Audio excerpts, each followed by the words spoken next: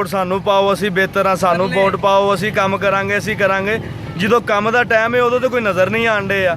ਦਿਨ ਵਜ਼ੀਰ ਨੇ ਤੇ ਹਰ ਪਾਸਿਓਂ ਆ ਕੇ ਕੂੜਾ ਇੱਥੇ ਸੁੱਟਦੇ ਨੇ ਔਰ ਇੰਨੀ ਕੁ ਬਦਬੂ ਆ ਰਹੀ ਹੈ ਕਿ ਬੱਚੇ ਬਿਮਾਰ ਹੋ ਗਏ ਨੇ ਔਰ ਅਸੀਂ ਖੁਦ ਪਰੇਸ਼ਾਨ ਹਾਂ। ਬਾਹਰ ਨਹੀਂ ਨਿਕਲਿਆ ਜਾਂਦਾ, ਇੰਨੇ ਮੱਖੀਆਂ ਮੱਛਰ ਹਰ ਚੀਜ਼ ਇੱਥੇ ਪੈਦਾ ਹੋ ਗਈ ਹੈ ਔਰ ਲੋਕਾਂ ਨਾਲ ਲੜਾਈ ਕਰਨੀ ਪੈਂਦੀ ਹੈ ਕਿ ਮਤਲਬ ਕੂੜਾ ਸੁੱਟਾਉਂਦੇ ਨੇ, ਦੂਰ ਦੂਰ ਤੋਂ ਲੋਕੀ ਆ ਕੇ ਸੁੱਟਦੇ ਨੇ। ਮਿਹਰਬਾਨੀ ਕਰਕੇ ਇਹਦੇ ਤੋਂ ਸਾਡੀ ਨਿਜਾਤ ਦਿਲਾਓ ਤੇ ਇਹਦਾ ਹੱਲ ਕਰੋ। ਤੇ ਖਾਲਿਦ ਬਸ਼ੀਰ ਬੱਟ ਸਾਹਿਬ ਜਿਹੜੇ ਨਵੇਂ ਆਏ ਨੇ, ਇਹਨਾਂ ਨੂੰ ਮਿਹਰਬਾਨੀ ਹੈ ਕਿ ਇਹ ਆ ਕੇ ਮਤਲਬ ਸਾਡੇ ਹਾਲ ਨੂੰ ਦੇਖਣ। अगर तुसी नहीं कुछ करते तो अं फिर दफ्तर पहुँचांगे इंशाल्लाह।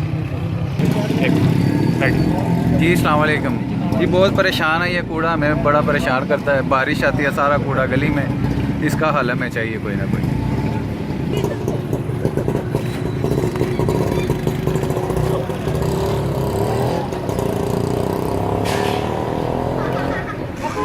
देख रहे हैं ये गली है, ये गली में ये कूड़ा कहाँ तक गया हुआ है।